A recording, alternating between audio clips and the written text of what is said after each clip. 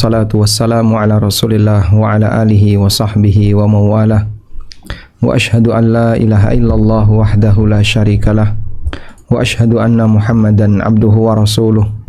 Salawatu rabbi wa salamu alaihi wa ala alihi wa ashabihi wa man sara ala nahjihi wa stanna bi sunnatihi ila yaumil qiyamah. Alhamdulillah, puji syukur kita haturkan kehadirat Allah Azza wa Jal. Di kesempatan siang hari ini kembali kita melanjutkan kajian rutin bersama Majelis Ta'lim Qalbun Salim, yang insyaallah kita akan mengetengahkan tema tentang kesalahan dalam bertawakal. Dan kita bersyukur kepada Allah Ta'ala, Allah jadikan kita sebagai hamba yang beriman, dan kita punya ketergantungan hati hanya kepada Allah Subhanahu wa Ta'ala. Yang mungkin masih banyak orang yang dia mengaku muslim, tapi ketergantungan hatinya ditaruh di kuburan. Ada yang ketergantungan hatinya ditaruh di tempat-tempat keramat atau yang lainnya, sehingga dia merasa hidupnya tenang, dia merasa hidupnya terjamin di saat dia dekat dengan kuburan. Maka dia berkali-kali datang ke kuburan, dia berkali-kali ngalap barokah di kuburan. Sebagian di antara jamaah mereka tanya ke kami, apa hukumnya kita melakukan tur keliling kuburan? Kami tanya, untuk apa? Kalau ziarah kubur nggak usah jauh-jauh. Ziarah kubur bisa dilakukan di semua kuburan. Dan tujuan dari ziarah kubur adalah dalam rangka untuk ingat mati. Lalu dia bilang dalam rangka untuk ngalap barokah. Ngalap barokah itu bukan di kuburan, tapi mendapatkan keberkahan adalah di masjid, di tempat-tempat kita beribadah kepada Allah, di majelis ilmu, di tempat-tempat yang mustajab seperti di kota suci, atau di tempat-tempat kita bisa banyak berdoa kepada Allah. Kenyataannya mereka hanya touring dan mungkin akan meninggalkan banyak sekali kesempatan untuk sholat berjamaah, hanya dalam rangka mengejar tempat ngalap berkah yang tidak pasti. Dari mana kamu bisa mengatakan kalau kuburan adalah tempat berkah? Ini salah satu di antara contoh bagaimana kesalahan yang terjadi di tengah masyarakat dalam memahami konsep ta'alluqul qalbi, ketergantungan batin. Sehingga dalam bayangan dia hanyalah yang ada adalah arwah-arwah orang saleh dan seterusnya, yang itu bisa sampai pada titik sangat dekat dengan yang namanya kesyirikan. Oleh karena itu kita ajarkan kepada masyarakat untuk tidak gandrung dengan yang semacam ini. Selalu jaga ketergantungan hati kepada Allah Ta'ala. Tapi Pak, di sana kita nggak ngapa-ngapain. Lah terus ngapain kalau nggak ngapa-ngapain? Harus jauh-jauh melakukan perjalanan sampai ke berbagai macam makam yang mungkin tidak cukup sehari. Karena kalau keliling dari satu kuburan sunan ke kuburan sunan yang lain misalnya, dia butuh waktu sekian jam, bahkan sekian hari. Padahal dia sebenarnya bisa ziarah kubur di semua kuburan, tidak harus makam tertentu. Sampai Nabi SAW, beliau menyampaikan, untuk menyampaikan salawat dan salam kepada Rasulullah SAW, seseorang tidak harus mendekat ke makam beliau SAW. Nabi SAW mengatakan, Inna afdala ayyamikum yaumul jum'ah. Sesungguhnya hari yang paling afdal bagi kalian adalah hari Jumat. Fa'akthiru fihi minas salati alayya. Karena itu perbanyaklah untuk membaca salawat kepadaku ketika di hari Jumat. Fa inna salatakum ma'rudatun alayya. Karena salawat kalian ditampakkan kepadaku. Nabi SAW menetapkan ada hari istimewa untuk salawat, tapi beliau tidak menetapkan ada tempat istimewa untuk salawat. Karena seorang muslim bisa bersalawat dimanapun. Di Indonesia dia bisa memperbanyak salawat untuk beliau, dan salawat beliau ditampakkan kepada beliau. Salawat kita ditampakkan kepada beliau dimanapun kita berada. Demikian pula salam. Salam yang kita sampaikan untuk Rasulullah SAW sampai kepada beliau, karena Allah Subhanahu wa Ta'ala mengutus para malaikat untuk menyampaikan salam dari umatnya kepada beliau. Nabi SAW pernah mengatakan, inna lillahi malaikatan sayyahina fi turuqat yuballighuni an ummatis salam. Sesungguhnya Allah memiliki beberapa malaikat yang mereka berkeliling di muka bumi. Yuballighuni an ummatis salam. Tugasnya adalah mereka akan menyampaikan kepadaku salam dari umatku. Sehingga ketika Anda mengucapkan as-salatu wassalamu ala Rasulillah, salawat dan salam untuk Rasulullah, Anda tidak perlu datang ke kota Madinah, tidak perlu mendekat ke makam Nabi SAW. Bisa Anda sampaikan dimanapun, kapanpun, terutama di hari Jumat. Yang ditekankan adalah di hari Jumat. Namun untuk tempatnya bebas, karena Allah Subhanahu wa Ta'ala memberikan kemudahan bagi kaum muslimin, bagi yang ingin menyampaikan salam kepada Rasulullah SAW. Karena itu Anda bisa lihat semangat orang-orang soleh di masa silam dalam menyampaikan salawat dan salam untuk Nabi SAW, sehingga para ahli hadis ketika mereka menyebut nama Rasulullah SAW tidak lupa mereka tuliskan sallallahu alaihi wasallam, ditulis lengkap, an Rasulillah sallallahu alaihi wasallam. Jadi kira-kira Anda bisa bayangin berapa ribu salawat yang dibaca oleh Imam Bukhari. Kalau beliau misalnya dalam kitab Sahih Bukhari itu memuat 7.000-an hadis. Belum lagi di kitab-kitab yang lain, karena Imam Bukhari punya kitab-kitab yang lain selain Sahih Bukhari. Ada kitab Adabul Mufrad, Tarikh, dan ada kitab yang lainnya. Sehingga ketika beliau menyebut Rasulullah SAW, gelar beliau atau namanya, Imam Bukhari menulis sallallahu alaihi wasallam. Ribuan kali beliau bersalawat. Maka kata Ibnu Hibban rahimahullah, belum ada manusia yang lebih banyak bersalawat melebihi ahlul hadis. Melebihi ahlul hadis. Kan ahlul hadis setiap kali nyebut hadis dia membaca sallallahu alaihi wasallam untuk Nabi sallallahu alaihi wasallam. Dan itu bisa dilakukan dimanapun salawat itu sampai kepada beliau sallallahu alaihi wasallam. Makanya para ulama mengatakan nggak perlu ketika ada orang yang mau berangkat ke Madinah atau berangkat ke makam Rasulullah SAW, terus kita titip, tolong titip salam untuk Nabi SAW. Kenapa kau perlu titip? Kau harus titip salam ke saya. Langsung ucapkan salam, ada malaikat yang akan mengantarkan salammu. Kalau saya mungkin saya lupa, ya, maka kau bisa ucapkan assalamu alayka ya Rasulullah, sebagaimana dalam salat. Assalamu alayka ayuhan nabi wa rahmatullahi wa barakatuh. Assalamu alayna wa ala ibadillahi salihin. Nah, baik, selanjutnya kita akan melihat beberapa kesalahan yang terjadi di masyarakat ketika mereka melakukan tawakal. Allah Subhanahu wa Ta'ala mudahkan bagi kami untuk sedikit bisa menyampaikan beberapa poin berikut ini. Al-akhta'u fit tawakkul, kesalahan ketika tawakal. Pertama, kita akan bahas terlebih dahulu manfaat bertawakal kepada Allah. Samarat at-tawakkuli 'ala Allah. Manfaat ketika orang bertawakal kepada Allah. Pertama, Allah akan jadikan orang muslim yang bertawakal kepada Allah, Allah jadikan hasinan minasyaitan. Allah akan berikan perlindungan untuknya dari godaan setan, sehingga dia terhindar dari gangguan setan. Allah Ta'ala berfirman, innahu laysa lahu sultan 'alal ladzina amanu wa 'ala rabbihim yatawakkalun. Di surat An-Nahl ayat 99. Coba kita menuju surat An-Nahl 99 biar lebih lengkap ya. Surat An-Nahl ayat 99.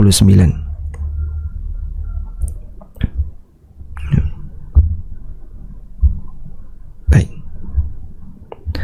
Allah menceritakan tentang kondisi setan. Allah mengatakan, "Fa idza qara'tal Qur'ana fasta'idz billahi minasyaitonir rajim." Jika kamu membaca Quran, maka pelindunglah kepada Allah dari godaan setan yang terkutuk. Innahu laisa lahu sultan 'alal ladzina amanu wa 'ala rabbihim yatawakkalun. Setan itu tidak punya kekuatan untuk mengendalikan orang yang beriman dan orang yang bertawakal kepada Allah. Dan bagian dari bukti tawakal itu dilakukan oleh sang hamba dengan berlindung kepada setan, berlindung kepada Allah dari godaan setan. A'udzubillahi minasyaitonir rajim. A'udzubillahi as-sami'il 'alimi minasyaitonir rajim min hamzihi wa nafthihi wa nafthihi. Lalu Allah menegaskan manfaatnya. Setan enggak punya kuasa untuk mengendalikan hamba yang beriman dan bertawakal kepada Rabb-Nya. Dan itu subhanallah salah satu di antara keunggulan iman. Orang yang punya iman dijaga oleh Allah Subhanahu wa taala imannya ketika dia bertawakal kepada Allah. Selanjutnya, manfaat yang kedua adalah yub'idul ya's wat tasya'um wasyukuk allati tanghassu hayatal insan. Akan menjauhkan orang dari sikap putus asa. Orang tidak mudah putus asa dan merasa masa depannya suram. At-tasya'um, atau muncul aneka keraguan yang membuat hidupnya jadi tidak bahagia, merasa tertekan. Orang yang bertawakal kepada Allah akan hilang perasaan tertekan, ketakutan yang berlebihan terhadap hidup. Kadang saya nggak tahu istilah dalam ilmu psikologi ya. Ada orang itu terlalu sensitif dengan masalah atau sensitif dengan informasi masa depan. Gimana ya saya nanti, gimana anak saya, gimana. Dia terlalu ketakutan dengan masa depan. Nah, munculnya seperti itu membuat orang jadi tidak produktif dan terbatas untuk banyak bergerak karena ketakutan, terutama nasibnya ketika di dunia. Nanti saya gimana, nanti gimana. Sehingga banyak nanti gimana sampai akhirnya dia kebingungan. Terutama mohon maaf berkaitan dengan yang namanya keyakinan sial. Jadi ada keyakinan sial. Ini di hampir semua daerah itu ada. Ya. Ini beda-beda tergantung daerah. Sehingga di daerah A punya keyakinan sial yang berbeda dengan daerah B, punya keyakinan sial yang berbeda dengan daerah C, dan demikian seterusnya. Jawa Timur punya keyakinan sial yang berbeda dengan Jogja. Jogja punya keyakinan sial yang beda dengan orang Sunda. Orang Sunda punya keyakinan sial yang beda dengan yang ada di Sumatera. Namanya At-Tiarah. Dan ada sebagian orang yang dihantui dengan seperti ini. Kalau orang Cina kan punya Feng Shui itu apa? Feng Shui atau apa lagi, sampai dia takut dengan angka-angka tertentu. Di lift itu nggak ada angka 4. Lantai 4 ya mesti ada, nggak mungkin kan? Dari 3 lompat 5 itu. Ini nyatanya nggak ada tulisannya angka 4. Iya, tapi di atas angka 3 itu, di atas lantai 3 apa namanya? 3A, Masya Allah. Atau angka 13 misalnya. Apalagi yang dia dianggap sebagai keyakinan sial, angka 4, 14 atau 13, 14 dan angka-angka yang lain. Ini apa-apaan kayak gini. Dia sendiri yang bikin keyakinan-keyakinan kayak gitu dan dia takut-takuti sendiri. Maka tidak ada orang yang lebih penakut dibandingkan orang musyrik. Kan itu. Orang musyrik itu penakut. Dikit-dikit dia takut ini. Dikit-dikit takut. Selalu dihantui dengan ketakutan. Sehingga tidak ada manusia yang lebih penakut melebihi orang musyrik. Serba ketakutan. Awas loh ya, nanti kalau kamu kayak gini kualat. Dikit-dikit kualat. Anda mungkin pernah punya seperti itu. Nah, pengalaman semacam ini pernah terjadi pada sebagian sahabat. Coba kita lihat ini. Rasulullah sallallahu alaihi wasallam mengatakan, "At-tiyaratu syirkun, at-tiyaratu syirkun, at-tiyaratu syirkun." Berkeyakinan sial karena hal tertentu itu syirik. itu semuanya syirik. Sehingga siapa yang punya keyakinan sial terhadap hal tertentu, berarti dia melakukan kesyirikan yang tidak ada hubungannya. Cicak jatuh dianggap sumber melarat, atau sumber sebab orang akan bisa akan mendapatkan musibah, kecelakaan. Begitu buka pintu pertama, kok lihat ada orang pincang, takut dia, nggak berani keluar rumah. Nanti jangan-jangan ini isyarat aku akan jadi orang pincang. Nah, itulah bentuk kesyirikan yang terjadi di tengah masyarakat. Disebut oleh Nabi SAW, tiarah itu syirik. Wa ma minna illa. Kata Ibnu Mas'ud, ini perkataan Ibnu Mas'ud.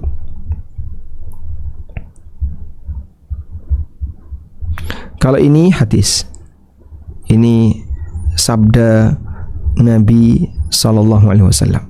Sedangkan yang sini, lanjutan ini perkataan Ibnu Mas'ud. Kata Ibnu Mas'ud, wa ma minna illa, dan kami dulu terjangkiti penyakit seperti itu.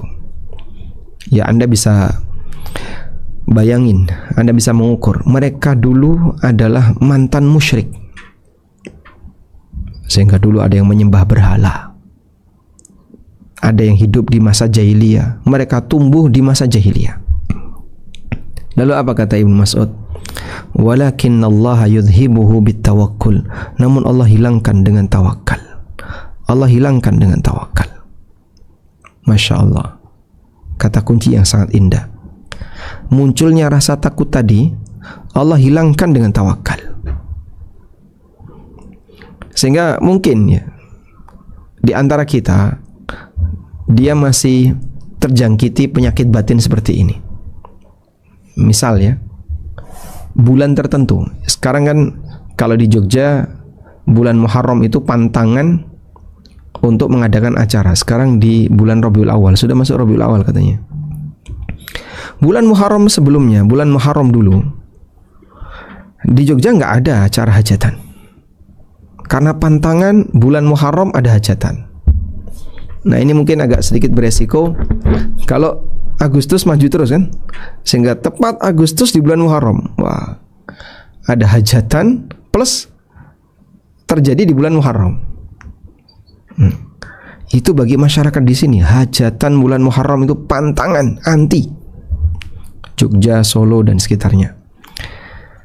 Baik, terus kalau misalnya Pak, kita terpaksa harus hajatan di bulan Muharram, wa ma minna illa. Kata Ibnu Mas'ud, kami dulu juga sempat was-was seperti itu. Sempat muncul was-was seperti itu. Walakinnallaha yudhibuhu bitawakkul. Tapi Allah hilangkan dengan tawakal. Allah hilangkan dengan tawakal. Sehingga dengan tawakal akan membuat hati itu semakin tenang. Apapun yang memicu kecemasan kita, jangan-jangan nanti ini, jangan-jangan nanti ini, muncul kecemasan, hilangkan dengan tawakal. Yang ketiga, orang yang bertawakal akan merasa tenang dengan Allah, karena dia merasa Allah hadir untuknya. Allah akan berikan jaminan keamanan, ketenangan, dan as-sakinah wal waqar. Allah berikan ketenangan untuknya, karena Allah Subhanahu wa ta'ala yang akan mencukupinya. Itulah orang yang tawakal. Allah Ta'ala berfirman, wa may yatawakkal 'ala Allahi fahuwa hasbuh. Barang siapa yang bertawakal kepada Allah, Allah bakal cukupi. Dengan yakin jaminan seperti ini, maka dia ketika beraktivitas merasa tenang, baik ketika mencari urusan dunia maupun untuk urusan yang lain. Yang keempat, tawakal kepada Allah akan mendatangkan rizki bagi sang hamba, dan Allah jadikan rizkinya barokah. Sebagaimana sabda Nabi SAW, "Lau annakum kuntum tawakkaluna 'ala Allahi haqqa tawakkuli." Kalau kalian betul-betul bertawakal kepada Allah dengan tawakal yang sebenarnya, la ruziqtum, maka kalian akan diberi rizki. Kalian akan diberi rizki kama yurzaqut tayr, sebagaimana burung diberi rizki. Gimana burung diberi rizki? Taghdu himasan wa taruhu bitanan. Dia berangkat dalam keadaan temboloknya kosong, temboloknya kosong. Wa taruhu bitanan, dan dia pulang dalam keadaan temboloknya penuh. Saya pernah melihat ada burung temboloknya itu rusak, lobang. dan dia hidup. Waktu itu si burung ini minum air. Saat dia minum, memang masuk ke kerongkongannya, tapi tumpah air itu karena temboloknya bocor. Baik, dan dia hidup. Masya Allah. Ini burung, Masya Allah. Kalau Allah belum berkehendak mati, nggak mati. Padahal kerongkongannya kosong. Kerongkongannya temboloknya rusak, bocor. Tayyib. Wataruhu bitanan, dia balik di waktu sore dalam kondisi temboloknya penuh dengan makanan. Besok kosong temboloknya, nyari lagi, dapat, tersimpan.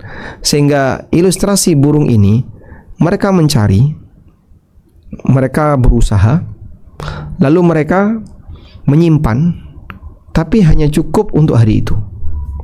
Besok nyari lagi. Wa min ahammi thamarati tawakkul 'ala Allah, dan di antara buah tawakal yang paling penting adalah ini merupakan sebab orang bisa masuk surga tanpa hisab. Sebab manusia bisa masuk surga tanpa hisab. Sebagaimana dinyatakan oleh Rasulullah sallallahu alaihi wasallam, yadkhulunal jannata min ummati sab'una alfan bighairi hisabin. Ada 70.000 orang di antara umatku yang mereka masuk surga tanpa hisab. Siapa saja mereka? Humul ladzina la yastarqun wa la yatatayyarun wa ala rabbihim yatawakkalun, yaitu orang yang tidak minta ruqyah. Tidak minta ruqyah. Jadi kalau meruqyah boleh, tapi kalau minta ruqyah enggak boleh. Terus kalau ada yang ruqyah enggak apa-apa, tapi jangan minta ruqyah. Wala yatatayyarun, tidak punya keyakinan sial seperti tadi. Wa ala rabbihim yatawakkalun, dan dia bertawakal kepada Allah Ta'ala. Itulah orang yang dijamin oleh Nabi SAW masuk surga tanpa hisab. Jumlahnya cuma 70.000. Jumlahnya 70.000. 70.000 masuk surga tanpa hisab. Ada sebuah riwayat yang menyebutkan dari 70.000 ini masing-masing membawa 70.000 pengikut. Berarti jumlahnya berapa itu Pak jadinya Pak? Ya berarti 70.000 kali 70.000. Ya, itu kan berarti 49. Nah, ini ada solve. 49, nolnya berapa itu? 006. Nah, Masya Allah, 4,9 M plus 70.000. Ini apa ini? Pemimpinnya. Kan 70.000 ini pemimpinnya, pengikutnya kan ini 4,9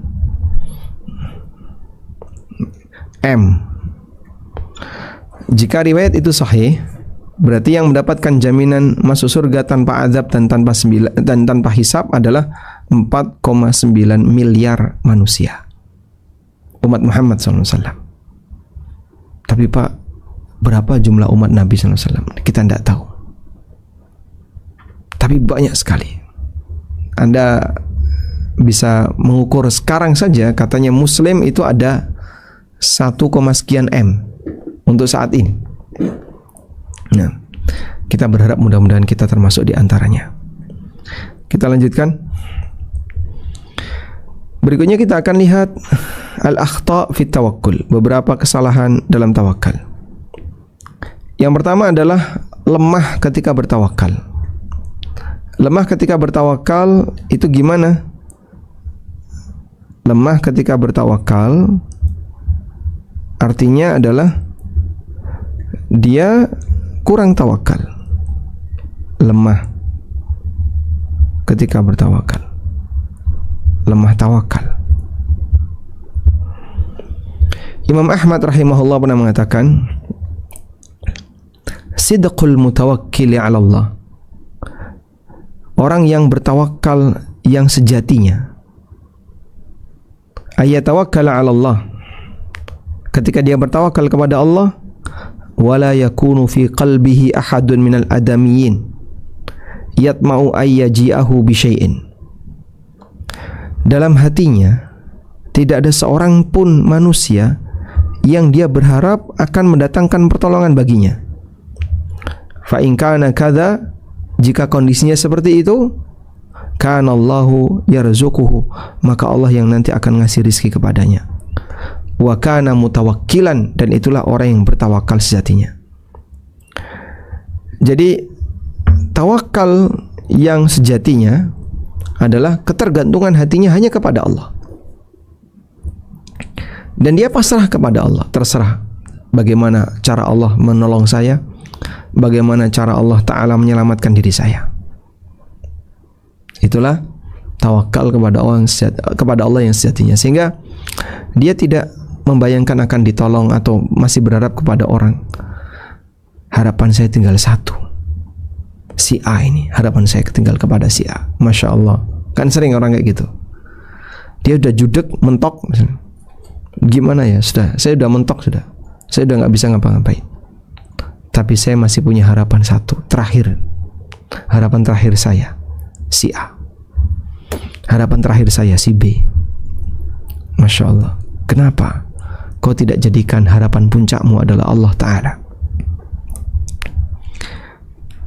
Karena terkadang orang mengukur seperti ini dengan hal yang sifatnya lahiriah. Ini pasti si A akan bantu, ini si A punya peluang berhasil, dan seterusnya. Kemudian disebutkan dalam riwayat dari Abdullah bin Mas'ud radhiyallahu anhu, Rasulullah sallallahu alaihi wasallam pernah mengatakan, "Man nazalat bihi faqatun," siapa yang mengalami kemiskinan, fa'anzalaha bin nas, lam tasudda faqatuhu. Barang siapa yang mengalami kemiskinan, mengalami masalah ekonomi, lalu dia pasrahkan kepada orang, dia tawakal kepada orang, maka kemiskinannya tidak akan tertutupi. Wa man nazalat bihi faqah, dan siapa yang mengalami kemiskinan, fa anzalaha billah, lalu dia pasrahkan kepada Allah, fayushikullahu lahu birizkin ajilin au ajil. Fayushikullah, maka dalam waktu dekat Allah akan berikan rizki kepadanya, ajil au ajil, baik segera maupun tertunda. Allah akan berikan rizki kepadanya baik segera maupun tertunda. Masya Allah. Sehingga di sini ada satu poin bahwa serahkan urusanmu kepada Zat yang Maha Kuasa, karena jaminan itu akan terbukti di saat kau serius melakukannya. Selanjutnya, yang kedua adalah adamul akhdhi bil asbab.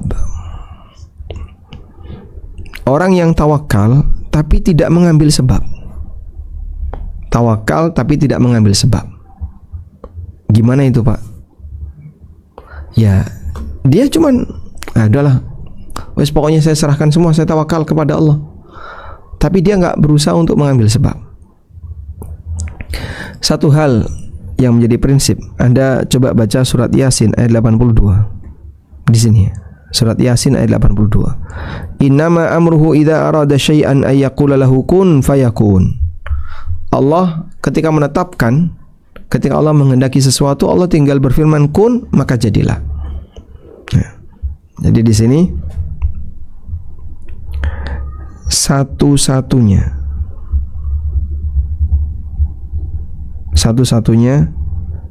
zat yang bisa mewujudkan, satu-satunya zat yang bisa mewujudkan akibat tanpa sebab hanya Allah.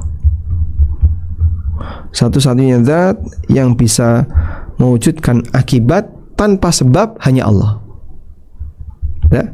Sedangkan makhluk kalau ingin mendapatkan sesuatu, dia harus menempuh sebab. Ya, maka di sini kita tulis makhluk jika ingin dapat sesuatu Maka harus apa? Menempuh sebab. Mereka harus menempuh sebab.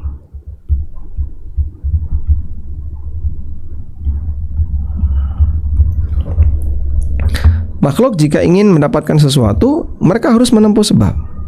Menempuh sebab maksudnya gimana? Ya, dia nyari sebab untuk bisa dapat akibat.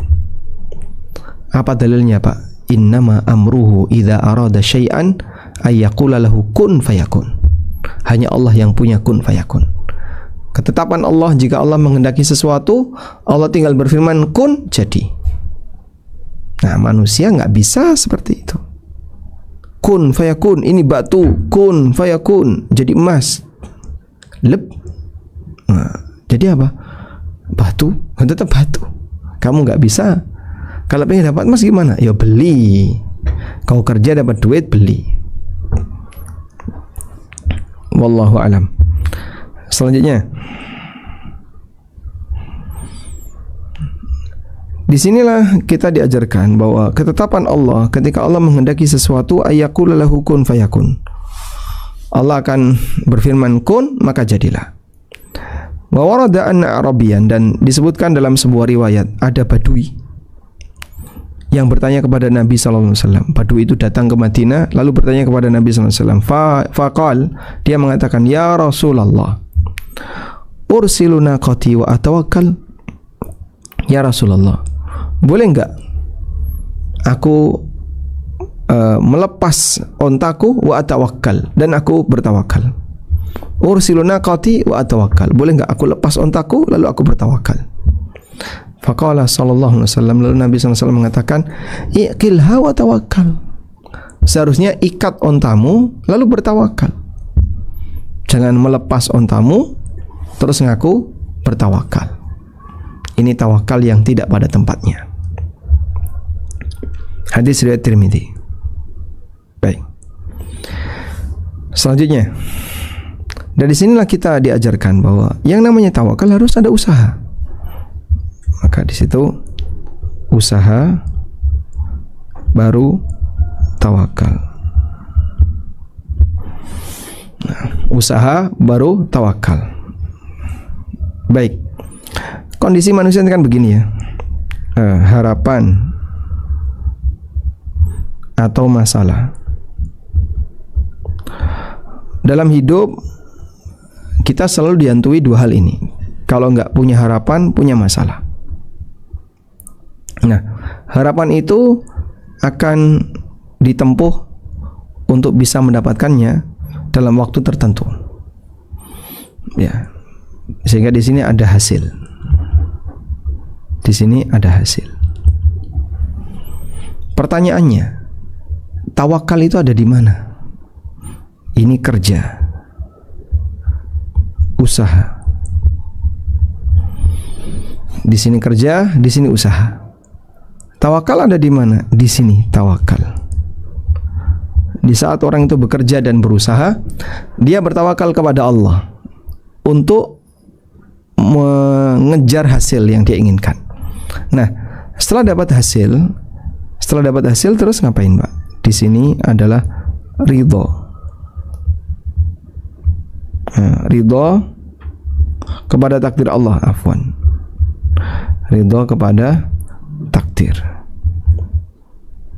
Kadang ada yang sesuai dan ada yang tidak sesuai dengan apa yang diinginkan.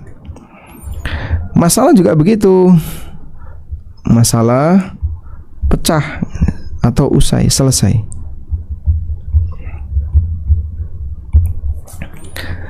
Ketika masalah ingin diselesaikan, orang usaha. Nah, disinilah tawakal. Wallahu alam. Selanjutnya, Ani Ibnu Abbas radhiyallahu anhu, Ibnu Abbas pernah bercerita tentang kebiasaan yang perlu diluruskan dari orang Yaman. Kata beliau, kana ahlul Yaman yahujjuna wa la yatazawwadun. Orang Yaman, mereka itu berangkat haji tapi tidak bawa bekal. Wa yaqulun, dan mereka mengatakan, nahnu mutawakkilun, Kami ini orang-orang yang bertawakal. Fayahujjuna ila Makkah. Nah, ketika mereka haji tidak bawa bekal, terus mereka berangkat haji ke kota Mekah, yang terjadi apa? Wasa'alun nas. Mereka suka minta-minta kepada orang lain. Ya, begitu sampai Mekah, karena nggak punya bekal, minta-minta ke yang lain. Nah, berkaitan dengan kasus ini Allah Ta'ala menurunkan firman-Nya, wa tazawwadu fa inna khairaz zadit taqwa. Carilah bekal, karena sebaik-baik bekal adalah takwa. Nah, Allah perintahkan agar kita mencari bekal, namun ada bekal yang terbaik bagi hidup manusia, yaitu bekal takwa. Kemudian juga disebutkan dalam riwayat dari Umar bin Khattab, beliau pernah mengatakan, di sini diceritakan, anna Umar bin Khattab, bahwasanya Umar bin Khattab laqiya nasan minal Yaman, ketemu dengan beberapa orang dari Yaman. Faqala, lalu Umar bertanya, ma antum, gimana kondisi kalian? Faqalu, mereka menjawab, mutawakkilun, kami semuanya adalah orang yang bertawakal. Kalian semua, kami semua adalah orang yang bertawakal. Apa jawab Umar? Kadzabtum, bohong kalian. Antum mutawakkilun, apakah seperti ini yang disebut dengan tawakal? Berangkat haji enggak mau bawa uang saku. Innamal mutawakkilu rajulun alqa habbahu fil ard wa tawakkal 'ala Allah. Tawakal itu adalah orang yang alqa habbahu fil ard. Dia membuang bijinya di tanah. Dia nanam biji di tanah, kemudian dia bertawakal kepada Allah. Itulah orang tawakal yang sejatinya. Masya Allah. Jadi di sini kita diajarkan pada satu prinsip bahwa mengambil sebab itu tidak mengurangi tawakal. Ya, mengambil sebab itu tidak mengurangi tawakal. Al-Hafidz Ibnu Hajar mengatakan, Al-Hafidz Ibnu Hajar penulis kitab Fathul Bari, Syarah Sahih Bukhari, ketika beliau menjelaskan tentang at-tadawi, tentang menggunakan obat, kata beliau, menggunakan obat tidak bertentangan dengan prinsip tawakal. Sebagaimana ketika orang lapar atau haus, lalu dia makan atau minum. Demikian pula ketika orang menjauhi faktor-faktor yang merusak dirinya. Wad du'a bi talabil afiyah, termasuk kita berdoa kepada Allah minta agar diberi kesehatan dan dijauhkan dari madarat dan yang lainnya. Dan ini diantara penjelasan yang disampaikan oleh para ulama tentang hakikat tawakul itu tidak bertentangan dengan usaha. Kemudian di sini ada riwayat, ada keterangan yang lain dalam Al-Mawsu'ah Al-Fiqhiyah, ensiklopedia fikih, dinyatakan tawakal kepada Allah itu hukumnya wajib. Namun wajib untuk mengambil sebab, walakin yajibu ma'ahu al-akhdhu bil asbab. Namun orang ketika tawakal harus mencari sebab. Terdapat riwayat bahwa seorang badui mendatangi Rasulullah SAW, lalu dia mengatakan, ya Rasulullah, ursiluna qati wa atawakkal. Boleh enggak aku lepaskan untaku lalu aku bertawakal? Faqala sallallahu alaihi wasallam, lalu Nabi SAW mengatakan, iqilha wa tawakkal. Ikat dulu baru tawakal. Jangan ngomong tawakal setelah lepas. Ikat dulu baru tawakal. Wallahu a'lam. Baik. Coba.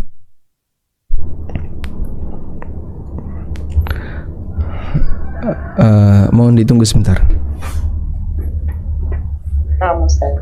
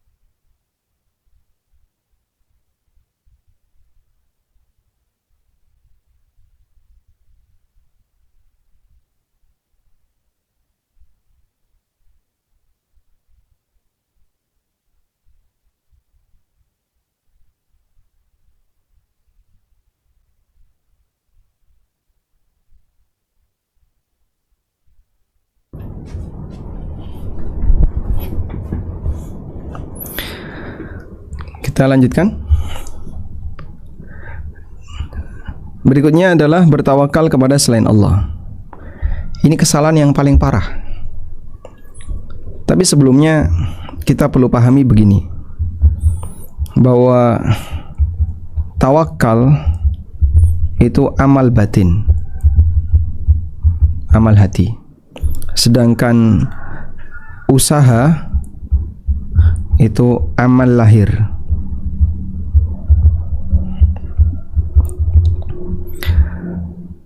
Dan tawakal ini buah dari iman.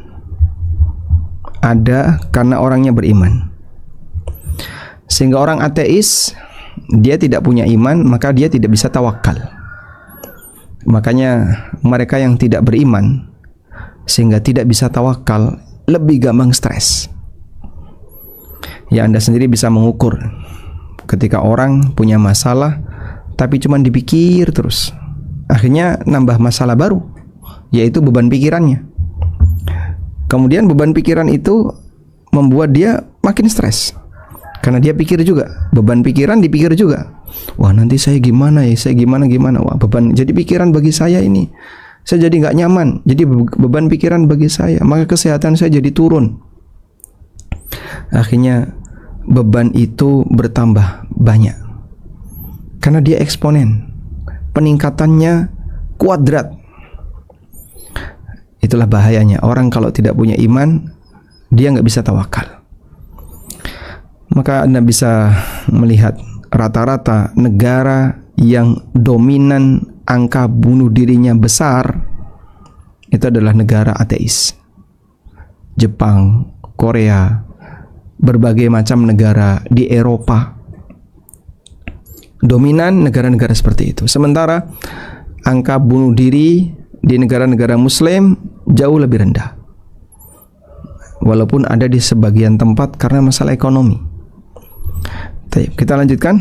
Jadi tawakal berangkat dari iman, sedangkan usaha itu amal lahir. Oleh karena itu, tidak tawakal kepada Allah, atau begini, tawakal kepada selain Allah. Tawakal kepada selain Allah, ini amal batin. Karena ini amal batin, terkadang sulit untuk dipahami, sulit untuk ditebak. Maka kembali kepada batin masing-masing. Intinya dia ketergantungan hatinya kepada selain Allah. Ketergantungan hatinya kepada selain Allah. Ya, sehingga batinnya selalu berharap kepada selain Allah, terlalu besar ketergantungan hatinya kepada selain Allah. Coba kita lihat di sini. Ada keterangan yang disampaikan oleh Syekh Dr. Al-Fauzan berkaitan dengan tawakal kepada selain Allah. Yang pertama adalah tawakal dalam hal yang tidak mampu diwujudkan kecuali oleh Allah. Ya. Misalnya tawakal tentang rizki, tawakal agar musibah hilang, tawakal sembuh, dan seterusnya. Seperti tawakal kepada mayit atau orang yang tidak ada di depan kita, atau kepada berhala-berhala, dewa-dewa, togut, yang itu diyakini bisa mewujudkan harapan, ya, atau bisa memberikan pertolongan, penjagaan, rizki, bahkan syafaat, sehingga dia merasa nyaman ketika ada berhala yang dia bawa. Atau dia bertawakal karena saya punya guru yang sudah menjamin hidup saya. Guru saya sudah bilang, rizkimu pasti akan selalu datang, aku akan selalu hadir di dekatmu dimanapun kau berada. Ya. Nah, seperti ini berarti dia bertawakal untuk hal yang apa? Bertawakal kepada selain Allah yang tidak mampu diwujudkan kecuali kepada Allah, kecuali oleh Allah Ta'ala. Dan ini masuk syirkun akbar, syirik besar. Yang kedua, tawakal dalam sebab lahiriah, seperti bertawakal kepada pemimpin atau amir atau orang siapapun yang hidup yang mampu untuk mewujudkan fima aqdarahullahu, yang mampu untuk mewujudkan apa yang Allah takdirkan terjadi pada orang tertentu, seperti hadiah atau dalam rangka menghindari gangguan atau semacamnya. Maka ini syirik asghar. Misalnya terlalu serius dalam mengambil sebab, sehingga dalam bayangan dia, ini kan amal hati ya, mungkin lahirnya nggak tahu, dalam hatinya dia, kalau bukan karena ini saya pasti nggak berhasil. Nah, maka tawakal seperti ini bisa menyebabkan syirik kecil. Yang ketiga, tawakal dalam arti inabatul insan, mewakilkan orang lain yang nanti akan melaksanakan tugasnya dan dia mampu untuk melakukannya, seperti jual beli dan seterusnya. Fahadha jaiz, tawakal semacam ini hukumnya boleh.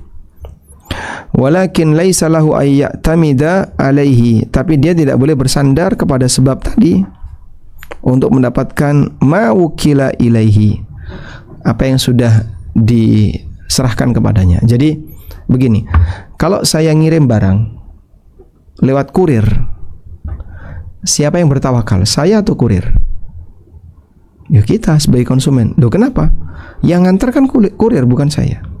Iya, tapi posisi kurir dalam hal ini hanyalah wakil, dan yang menyuruh tawakalnya kepada Allah, bukan kepada wakilnya. Karena tawakal, karena li'anna tawkil syahs, karena menyuruh orang untuk melakukan sesuatu yang mubah min jumlatil asbab, termasuk di antara aneka sebab untuk tawakal, termasuk di antara sebab. Jadi saya nyuruh orang antarkan ini hanya sebab. Wal asbabu la yu'tamadu 'alaiha, dan jika itu sebab maka kita tidak bersandar kepadanya. Ketergantungan hati bukan ke sebab, tapi kita ketergantungan hatinya hanya kepada Allah Subhanahu wa taala. Baik. Yang terakhir di sini beliau menyatakan tawakal kepada Allah dalam rangka menghindari madarat atau mendapatkan rizki, dan untuk melakukan sesuatu yang tidak mampu dilakukan kecuali hanya kepada Allah. Bertawakal untuk sesuatu yang hanya bisa diwujudkan oleh Allah. Ini termasuk di antara bentuk ibadah yang paling agung. Sedangkan bertawakal kepada selain Allah adalah syirik akbar, karena Allah mengatakan wa 'alallahi fatawakkalu in kuntum mu'minin. Bertawakallah kalian hanya kepada Allah kalau kalian beriman. Maka di sini Allah perintahkan agar kita bertawakal kepadanya hanya kepada Allah semata. Wallahu a'lam. Mudah-mudahan yang sederhana ini bermanfaat. Wassallallahu ala nabiyyina Muhammadin wa ala alihi wa sahbihi wasallam. Alhamdulillahirrabbilalamin. Barakallahu fiik. Terima kasih Ustaz. Apakah sambil bisa ditutup, tanya jawab? Silakan. Kepada Ibu Erita, kami persilakan terlebih dahulu pertanyaan dengan singkat yang jelas. Ibu Erita, kami persilakan. Ya, baik. Terima kasih Ustaz. Assalamualaikum warahmatullahi wabarakatuh. Waalaikumsalam warahmatullahi wabarakatuh. Terima kasih Ustaz atas waktunya. Tadi kan dijelaskan kalau makhluk tawakalnya itu harus ada usaha gitu ya Ustaz. Setelah usaha baru bertawakal. Nah kalau umpama nih dia udah berusaha dari awal sehingga dia mengalami kendala umpamanya yang mana kendala ini berhubungan dengan hukum, dengan orang banyak, jadi harus, kalau dia tidak umpamanya membayar gaji karyawannya sehingga karyawannya ngamuk dan harus dibayar, kemudian dia umpamanya udah melunasi semuanya dan berusaha untuk melunasi, umpamanya rumah udah kejual, kendaraan udah kejual, semuanya udah nggak ada gitu kan, minta ke teman juga udah nggak ada yang bisa bantu gitu kan, akhirnya dia terpaksa umpamanya dia pinjam ke pinjol karena terpaksa tidak ada lagi jalan lain gitu kan. Nah yang mungkin kalau ada yang mengatakan itu haram apa gimana. Nah ini sebenarnya bagaimana nih Ustaz kalau seperti ini jalan tawakalnya seperti itu gitu. Terima kasih Ustaz. Assalamualaikum warahmatullahi wabarakatuh. Waalaikumsalam warahmatullahi wabarakatuh. Seorang muslim diberi oleh Allah dua ujian. Ujian takdir dan ujian syariat. Ujian takdir bentuknya adalah sesuatu yang mungkin kurang dia sukai. Bisa sakit, kecelakaan, atau apalagi. Di antara ujian takdir adalah ujian ekonomi atau punya masalah dengan orang. Ini semuanya ujian takdir. Baik. Lalu di situ ada ujian syariat. Orang yang sabar dengan ujian takdir, dia ridho, ini semuanya sudah takdir Allah. Aku tidak mungkin bisa menghindarinya. Selanjutnya, aku akan berusaha untuk sabar. Baik. Nah, ujian syariat ini berkaitan dengan aturan. Di sana ada halal, haram, ada perintah, ada larangan. Terkadang orang ketika nggak kuat dengan ujian takdir, dia melanggar ujian syariat. Sehingga ketika dia sudah mentok, gimana lagi ya, saya sudah nggak sanggup ini, sudah nggak sanggup. Nah, ketika dia sudah nggak sanggup, menyatakan nggak sanggup, tapi tetap dipaksakan. Ibarat ada orang ya ngangkat batu, tapi dia nggak sanggup. Saya udah nggak sanggup ini, kelamaan saya ngangkat ini, sudah capek, udah pegel. Dia masih kuat ngangkat awalnya, tapi lama-lama dia nggak kuat. Saya udah capek, pegel nih. Nah, saat dia sudah nggak kuat seperti itu, aku udah nggak kuat. Ternyata dia mengambil solusi yang terlarang. Batu tadi misalnya dikasihkan ke orang, atau intinya pokoknya dia menggunakan cara yang haram. Dia menggunakan cara yang haram. Maka apa yang dilakukan berarti dia gagal bertawakal, dan yang kedua dia melanggar ujian yang kedua, yaitu ujian syariat. Makanya ini penting ya. Kalaupun kita bisa hidup, dan tidak bisa menghindar dari ujian yang disebut dengan ujian takdir, maka kita punya satu prinsip: jangan sampai ujian takdir itu menyebabkan kita gagal ujian syariat. Seperti tadi ya, menghalalkan apa yang Allah haramkan dan seterusnya. Wallahu a'lam. Nah, karena yang bersangkutan terjebak piutang yang besar, terus nggak ada solusi yang lain, sebenarnya kalau beliau bertahan lalu berusaha untuk menjual aset yang dipunya, kemudian setelah itu jika dia sudah habis semuanya, dia bisa mengajukan zakat. Nah, zakat ini bisa menjadi solusi untuk menutup tadi. Wallahu a'lam. Kepada Ibu Rini Susanti kami persilahkan dengan singkat dan jelas sesuai tema. Baik, jazakallah khair Mbak Anis. Bismillah, Assalamualaikum warahmatullahi wabarakatuh Ustaz. Waalaikumsalam warahmatullahi wabarakatuh. Ahsanallahu ilaikum Ustaz. Barakallahu fiik. Barakallah. Afwan Ustaz, jika berkenan saya ada dua pertanyaan. Yang pertama, mohon koreksi jika salah Ustaz. Manusia ini kan komponennya ada akal atau akli, ada ruh yang bersemayam di qalbu, ada jasad yaitu menjadi nafs itu sendiri. Pertanyaannya, bagaimana mengaktifasi akal, qalbu, dan jasad ini agar kita selalu senantiasa berikhtiar dan bertawakal sepanjang hidup kita, Ustaz. Pertanyaan yang kedua, Islam telah mengajarkan kita untuk persisten dan konsisten dalam mencapai suatu tujuan, sesuatu yang benar di hadapan Allah kita harus perjuangkan. Namun misalnya di titik mana Ustaz, jika kita telah misalnya memiliki suatu tujuan dan kita telah mencoba berkali-kali namun tetap gagal, di mana kita tahu bahwa ini kita harus berganti arah tetap dalam koridor syariah. Demikian Ustaz, barakallahu fiik, jazakumullah khair. Assalamualaikum warahmatullahi wabarakatuh. Waalaikumsalam warahmatullahi wabarakatuh.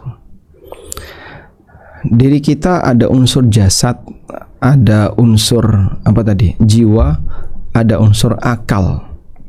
Gimana cara aktivasi agar semuanya bisa berjalan untuk tawakal? Kalau jasad itu dipakai untuk nyari usaha, dipakai untuk usaha, mencari sebab tadi ya. Sedangkan akal itu fungsinya adalah untuk menilai ini benar atau tidak, lanjut atau bertahan, itu akal. Sedangkan apa tadi? Arwah adalah rahasia Allah, sebuah entitas yang ada pada diri hamba yang hidup, matinya ketika arwah dicabut. Nah, arwah itu ada di mana? Ulama beda pendapat. Di manakah arwah itu berada?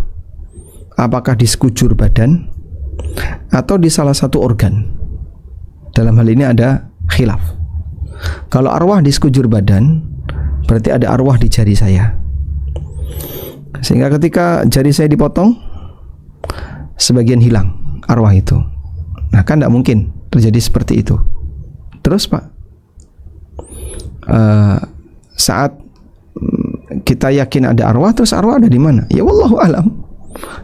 Maka Allah Subhanahu wa taala menegaskan, yas'alunaka 'anir ruh, qulir ruhu min amri rabbi wa ma utitum minal ilmi illa qalila. Mereka bertanya kepadamu wahai Muhammad tentang ruh. Jawablah, ruh itu urusan Allah. Wa ma utitum minal ilmi illa qalila, dan kalian tidaklah diberi ilmu tentang ruh kecuali sedikit. Sehingga kita diberi ilmu tentang ruh berdasarkan dalil. Ruh itu kayak gini, kayak gini, kayak gini. Detailnya wallahu alam, kita tidak tahu. Nah, oleh karena itulah dalam hal ini kalau bicara aktivasi, kita sebenarnya sudah melakukan aktivasi. Anda usaha, berarti Anda melakukan aktivasi untuk fisik. Dan Anda pasrah, dan saya pasrahkan kepada Allah, saya sudah kerja. Berarti Anda melakukan aktivasi batin. Lalu satu lagi Pak, ya aktivasi apa? Arwah. Nah, arwah nggak bisa diaktifasi seperti itu. Arwah itu yang menjaga badan kita jadi hidup. Tapi kalau suasana batin, intinya adalah bagaimana kau bisa pasrahkan itu kepada Allah Ta'ala. Wallahu alam, mudah-mudahan bisa dipahami ya. Kemudian yang kedua tadi apa?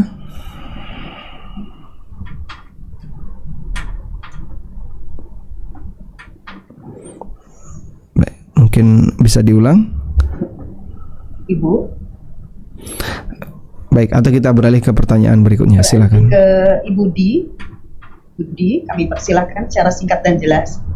Assalamualaikum Ustadz. Waalaikumsalam warahmatullahi wabarakatuh. Afwan Ustadz, ini mungkin dua tema, tapi ini Ana benar-benar urgent sekali untuk mendapatkan jawaban. Masya Allah. Mengenai waris, itu bisa Ustadz Ana sampaikan. Mohon maaf Ibu, saya gantikan dulu dengan Ibu Putri Swasti sesuai tema. Soalnya ada beberapa pertanyaan yang harus saya bacakan. Kami utamakan yang bertanya sesuai tema. Kami mohon maaf Ibu. Ibu Putri atau Swasti, kami persilahkan. Jazakillah khairan Bu Anis. Assalamualaikum warahmatullahi wabarakatuh Ustaz. Waalaikumsalam warahmatullahi wabarakatuh. Assalamualaikum ilaikum Ustaz. Ustaz, Ana mau bertanya soal hadis yang pernah Ustaz tuliskan di mukadimah buku Ustaz. Ketika kalian berangan-angan, perbanyaklah, karena sejatinya dia sedang meminta Rabb-Nya Subhanahu wa ta'ala. Hadis riwayat Ibnu Hibban. Ustaz, ketika kita membaca hadis ini, bolehkah kita berangan-angannya untuk meminta dunia ya Ustaz? Sebatas dengan keperluan kita gitu Ustaz. Mohon nasihatnya Ustaz. Jazakallahu khairan wa barakallahu fiik Ustaz. Assalamualaikum warahmatullahi wabarakatuh. Waalaikumsalam warahmatullahi wabarakatuh. Hadis itu hadis yang sahih, dinilai sahih oleh Syekh Albani, diriwayatkan oleh Ibnu Hibban dalam sahihnya, dan Syekh Albani menyebut dalam Sahih Al-Jami' sebagai hadis yang sahih. Idza tamanna ahadukum falyuktsir fa innama yas'alu rabbah. Apabila kalian berangan-angan, maka perbanyaklah angan-angan itu. Karena kadang ada orang itu nggak punya angan-angan. Kamu besok pengen apa? Nggak tahu. Blank, kosong. Jadi nggak ada keinginan. Beberapa santri ketika kami tanya cita-citamu apa, nggak ada. Tidak tahu, belum punya cita-cita. Nah, kita diajarkan kalau kamu punya angan-angan menginginkan sesuatu, silahkan sering-sering, karena itu adalah doa. Lalu, boleh nggak kita berangan-angan minta dunia? Ya sama sebagaimana bolehkah kita minta dunia? Jangankan berangan-angan dunia, minta dunia itu boleh nggak? Sudah jelas jadi doa, kalimatnya doa.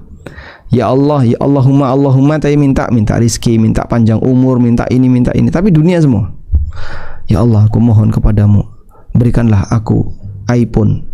Aku mohon kepadamu, berikanlah aku emas, cincin. Aku mohon kepadamu, berikanlah aku baju seperti ini. Boleh. Boleh saja demikian. Meskipun dia ketika terlalu banyak minta dunia dan berangan-angan dunia, berarti itulah obsesinya. Kurang lebih seperti itu obsesinya. Oleh karena itu ada bagian yang perlu ditahan. Di bagian ini saya sudah nggak boleh. Terlalu berlebihan obsesinya terhadap dunia. Ya, itu harus ditahan. Wallahu alam.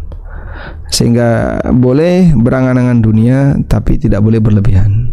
Nah,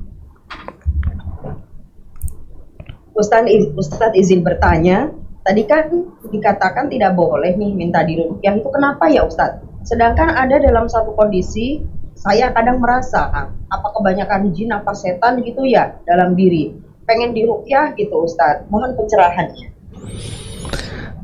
kenapa itu kok dilarang? Karena bisa menghalangi orang untuk dapat kesempatan masuk surga tanpa hisab. Jadi bisa menghilangkan kesempatan masuk surga tanpa hisab. Loh kok bisa Pak? Karena Nabi SAW yang menyampaikan itu. Yang tahu syarat masuk surga itu kan beliau, atas wahyu dari Allah. Nah, beliau menyebutkan ada orang yang bisa masuk surga tanpa hisab. Syaratnya apa? Kayak tadi. Syaratnya seperti itu. Sudah? Nah, terus bagaimana kalau misalnya kita merasa pengen diruqyah? Loh kenapa Anda pengen diruqyah? Saya merasa kok kayak banyak jinnya. Masya Allah, taunya dari mana? Oh masih normal kok, bisa ikut kajian siang ini, ngirim pertanyaan dengan teks seperti itu. Kalau ada jinnya, nggak mungkin itu. Nah terus gimana Pak kalau pengen ruqyah rasanya gerah? Anda ini hukum asalnya normal. Manusia pada asalnya dia adalah manusia normal, tidak kesurupan, tidak ada masalah dengan jin. Terus bagaimana Pak kalau misalnya kita tiba-tiba ada perasaan seperti itu? Itu perasaan kita saja.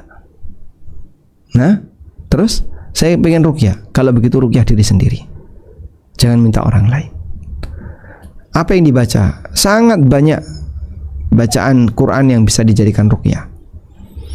Surat apa misalnya Al-Fatihah, surat Al-Ikhlas, Al-Falaq, An-Nas, kemudian ayat kursi, dan masih banyak doa-doa yang lainnya yang itu bisa kita baca. Baik. Sehingga ketika kita baca demikian, maka hakikatnya kita berdoa kepada Allah Subhanahu wa taala untuk kebaikan dari kita. Wallahu alam. Jadi ruqyah bisa dilakukan mandiri dengan kalimat tadi. Nah, Mohon maaf Ustadz, apakah kalau ada orang yang meyakini bahwa bila dia punya tabungan masa depannya akan terjamin, apakah itu termasuk tawakal kepada selain Allah? mungkin masuknya seperti yang Allah celah dalam Al-Quran, wailun likulli humazatil lumazah alladzi jama'a malan wa 'addada yahsabu annama lahu akhlada yahsabu annama lahu akhlada. Dia menyangka kalau hartanya akan kekal. Dia menyangka hartanya akan kekal. Nah, ketika dia sudah menyangka seperti itu, dia merasa hartanya akan kekal, kira-kira yang terjadi apa? Yang terjadi adalah dia akan merasa sangat aman. Aman, gak bakalan ada orang ganggu, ya, nggak bakalan ada orang yang bisa menggeser, merasa sangat aman. Aman karena hartanya banyak. Ini cukup untuk 7 turunan. Nah, ini yang nggak boleh. Wallahu alam. Kalau minta diruqyah itu sama nggak dengan minta obat ke dokter, Ustaz? Beda. Di zaman Nabi Sallallahu Alaihi Wasallam itu sudah ada tabib. Dan Aisyah radhiyallahu anha dulu yang suka meracik obat atas saran yang diberikan oleh tabib. Makanya Aisyah kan termasuk di antara sahabiat yang paham tentang pengobatan. Nah, dalam hal ini boleh nggak sih kita berobat? Jawabannya boleh. Dan tadi sudah ada keterangan dari Al-Hafidz Ibnu Hajar yang kami bacakan, berobat itu tidak menyalahi tawakal. At-tadawi la yunafi tawakkul. Berobat itu tidak menghalangi tawakal. Sebagaimana ketika orang makan atau menghindari haus, itu tidak termasuk meninggalkan tawakal. Kenapa kamu makan? Lapar. Harusnya tawakal. Lah terus, ya jangan dimakan. Tidak harus demikian. Silakan makan dan tawakal. Wallahu alam. Kalau minta diruqyah kan nggak boleh ya Pak Ustadz. Tapi bagaimana bila ada kajian lalu tiba-tiba di akhir kajian ada ruqyah massal? Apakah ini termasuk minta diruqyah? Kalau ada pengumuman misalnya, dalam kajian ini akan ada ruqyah massal, silahkan yang mau diruqyah datang. Nah, kita tahu pengumuman itu dan niat kita untuk diruqyah, maka bisa jadi masuk kategori minta diruqyah. Wallahu a'lam. Izin bertanya Ustadz, apakah berdoa untuk orang yang sudah meninggal, orang tua yang sudah meninggal, lebih utama berdoa di kuburan beliau daripada berdoa di rumah atau tempat lain, atau bagaimana Ustadz? Waalaikumsalam warahmatullahi. Berdoa yang paling afdol itu doa di tempat mustajab dan berdoa di waktu mustajab. Contohnya Pak, antara azan dan iqamah. Ketika menunggu iqamah di masjid, sehingga habis sholat sunnah dia berdoa terus kepada Allah, termasuk doa yang mustajab. Sore hari di hari Jumat, dimanapun kita berada, sehingga kita mendapatkan kemudahan dari Allah. Ketika kita berdoa kepada Allah, tidak harus datang ke daerah tertentu, tapi kita bisa berdoa dimanapun. Wallahu alam. Assalamualaikum Ustadz, izin bertanya. Waalaikumsalam warahmatullahi. Bila kita nggak, maksudnya gini, kita tuh memiliki hajat, keinginan, kemudian berzikir atau bersolawat dengan sejumlah tertentu agar hajatnya terkabul. Ini boleh atau tidak Ustadz? Sejumlah keinginan, lalu dia zikiri dan sholawati agar hajatnya terkabul. Pertanyaannya adalah, dia zikir itu untuk apa? Ya untuk ibadah. Alhamdulillah. Kalau begitu, jika tujuannya adalah untuk ibadah, maka jangan korbankan ibadah untuk nyari dunia. Jangan korbankan ibadah untuk nyari dunia. Karena kalau dia mengorbankan ibadah untuk nyari dunia, yaitu kesalahan.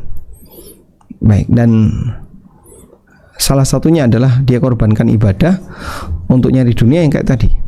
Ya. Dia mengharapkan balasan dunia dengan amal yang dia lakukan. Wallahu alam. Termasuk maksudnya tuh contohnya lewat rumah bagus, lihat mobil bagus, kan biasanya ditulis di statusnya kan disolawatin dulu gitu loh Ustadz. Itu juga enggak boleh Ustadz. Ngapunten, mohon maaf. Termasuk. Ya. Termasuk. Ajaran siapa yang kayak gini? Apakah Nabi SAW pernah mengajarkan kepada kita kalau pengen sesuatu disolawatin dulu? Beliau tidak pernah mengajarkan seperti itu. Kita tidak tahu siapa yang pertama kali ngajari kayak gini. Apalagi yang cukup parah adalah sedekah untuk nyari harta. Jadi seolah-olah kita selalu dimotivasi amal akhirat itu ya untuk dunia. Nah terus jatah di akhirat dapat berapa? Jatah di akhirat berapa? Padahal Allah Subhanahu wa taala telah menjelaskan dalam Al-Qur'an, "Man kana yuridul ajilata ajjalna lahu fiha man nasya liman nurid." Barang siapa yang menghendaki al-ajilah, balasan ketika di dunia,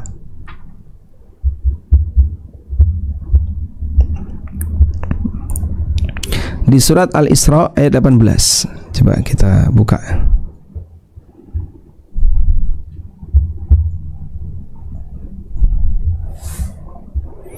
Allah Ta'ala berfirman, "Man kana yuridul ajilah," siapa yang menghendaki kehidupan yang disegerakan. Maksudnya adalah balasan di dunia. Ajalna lahu fiha ma nasya. Kami akan segerakan balasan itu sesuai yang kami kehendaki. Liman nurid, bagi siapa yang kami inginkan. Tsumma ja'alna lahu jahannam, kemudian kami jadikan dia mendapatkan neraka jahannam, yaslaha, yang akan dia masuki, madhmuman madhura, dalam kondisi terhina. Nah, waliyadzubillah. Maka Nabi SAW ingatkan, kalau mau sedekah walaupun sedikit, yang dipikir surga. Beliau bersabda, ittaqun nar walau bisyikit tamr, bertakwalah kepada Allah walaupun dengan secuil kurma. Artinya sedekah sekecil apapun, miliki niat untuk bertawakal, untuk bertakwa kepada Allah. Wallahu alam. Ustadz, di titik mana kita berganti arah yang masih dalam koridor syariah ya? Jika kita tuh telah mencoba berulang kali namun gagal, terus di titik mana? Kayaknya aku mesti berubah deh, nggak ngambil yang ini deh, gitu loh. Kurang lebih begitu, Ustadz. Titik mana? Kayaknya kita harus berubah. Terus? Kayaknya kita harus berubah, tapi yang masih dalam koridor syariah ya. Jika kita sudah mencoba berulang kali, namun kok masih gagal, kayaknya aku mesti ganti arah deh. Nah, pada saat harus memutuskan ganti arah nih, tawakal modelannya yang seperti apa? Pas di titik gimana gitu loh. Iya. Kalau masalah ukuran kapok dalam mengusahakan dunia, sudahlah, saya sudah kapok di sini, saya sudah nggak berada di sini lagi, saya coba belok ke arah yang lain. Itu nggak ada batas berapa kali dia gagal dan seterusnya. Ya.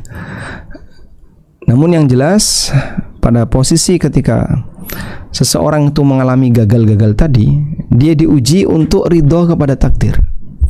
Jadi tawakalnya udah beres di situ, sekarang kau dapat ujian yang kedua. Takdir Allah seperti ini, kau ridho nggak?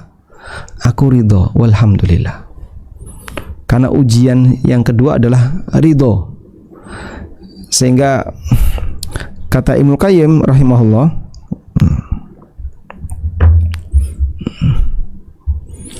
beliau mengatakan al-maqduru yaktanifuhu amron. Nah, di sini ada sebuah pernyataan. Nah.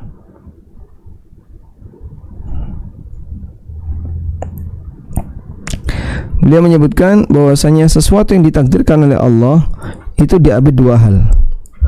Wa kana syekhuna radhiyallahu anhu yaqul, guru kami mengatakan, al-maqduru yaktanifuhu amran, sesuatu yang ditakdirkan oleh Allah itu diapit oleh dua hal.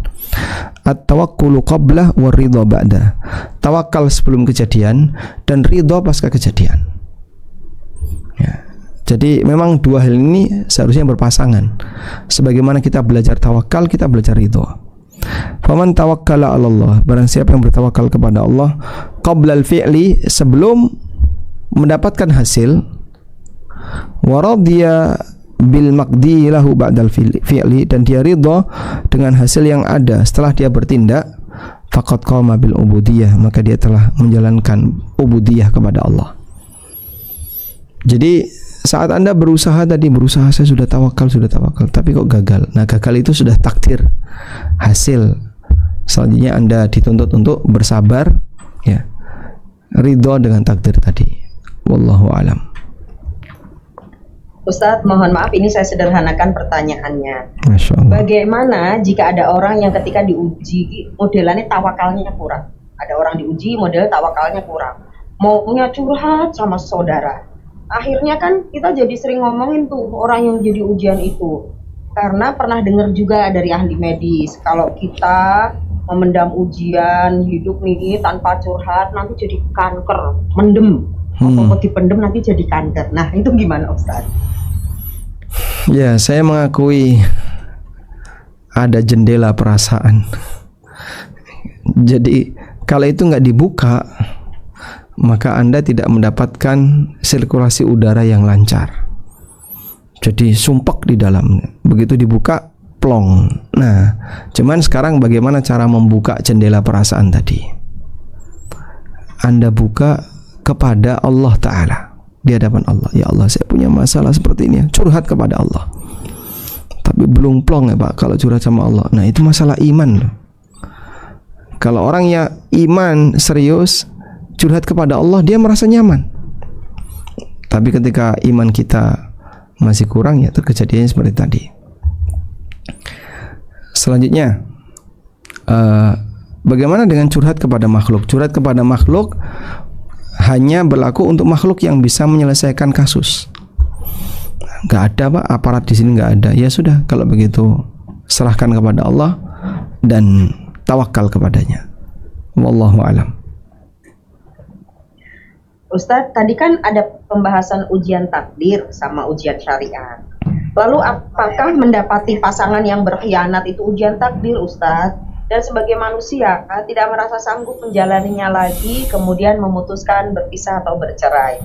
Itu artinya dia gagal dalam kedua ujian di atas dong, ujian takdir sama ujian syariat. Cerai kan tidak haram.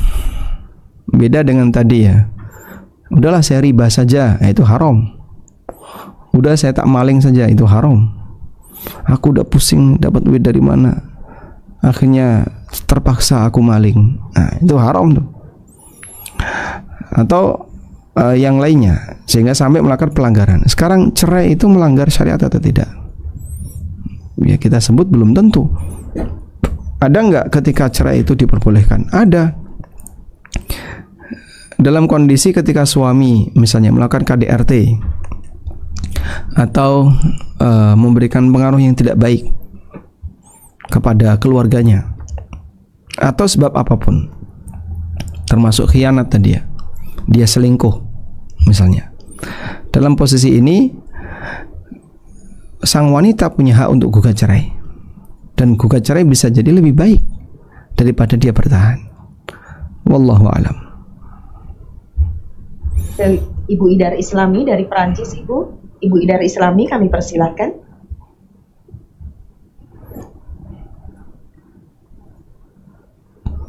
Tidak mau dibuka. Nah, Assalamualaikum warahmatullahi wabarakatuh, Ustaz. Waalaikumsalam warahmatullahi wabarakatuh. Ada sesuatu yang sudah agak lama. Begini Ustaz, saya pernah dikasih kado sama seorang teman non-muslim, yaitu satu set makan, yaitu ada garpu, pisau, dan sendok. Kemudian dia itu sangat tatayur gitu Ustaz. Katanya karena ada pisau, saya tidak boleh menerima kado itu, kecuali saya harus bayar walaupun sekecil apapun. Jadi dia minta saya bayar dengan uang paling kecil begitu Ustaz. Saya sebenarnya sama sekali tidak percaya, tapi untuk membuat dia tidak kecewa, saya bayar juga gitu. Apakah saya ikut berdosa Ustaz? Terima kasih. Jazakallah khairan Ustaz. Barakallahu fiik. Kalau sebenarnya diminta bayar karena disuruh beli, malah tidak apa-apa. Misalnya, ini ada pisaunya, kamu harus bayar ke saya. Ya sudah, harga pisaunya berapa?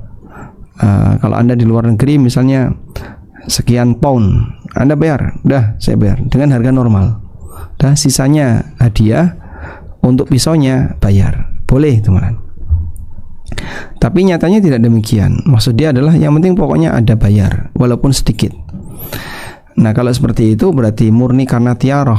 Seharusnya kita tidak melayani permohonan dia. Nggak, saya nggak ada yang kayak gitu. Dari gini aja pisaunya saya bayar, tapi seharga pisau. Itu malah boleh, sehingga akadnya adalah akad jual beli pisau. Wallahu alam. Ustadz, ini kan udah ikhtiar, buntu lah ceritanya.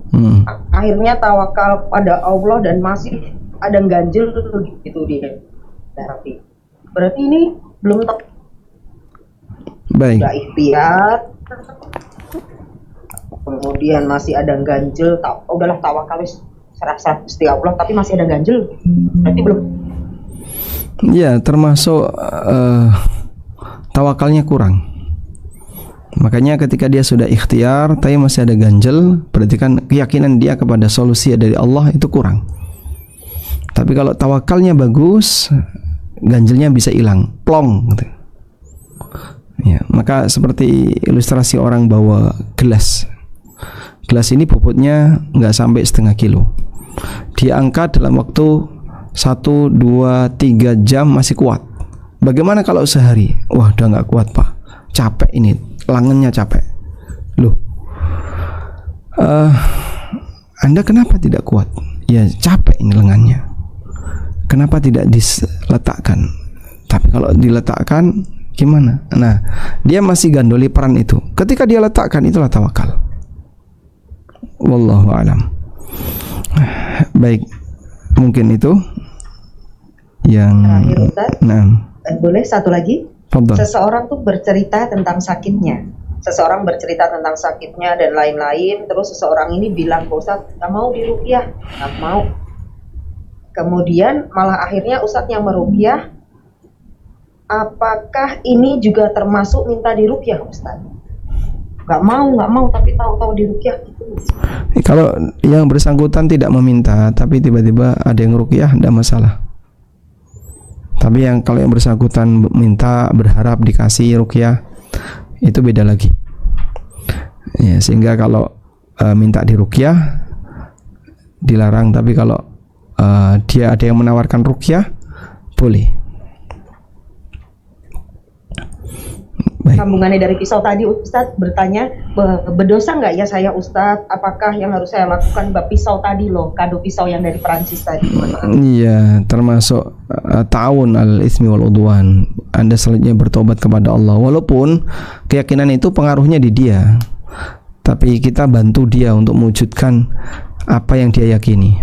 Ya, mudah-mudahan nanti Allah mengampuni. Kita banyak mohon ampun kepada Allah Subhanahu wa taala. Pisaunya boleh tetap dipakai, pisaunya halal. Wallahu alam. Baik, mungkin itu yang bisa kita sampaikan. Semoga yang sedikit ini bermanfaat. Wassallallahu ala nabiyyina Muhammadin wa ala alihi wa sahbihi wasallam.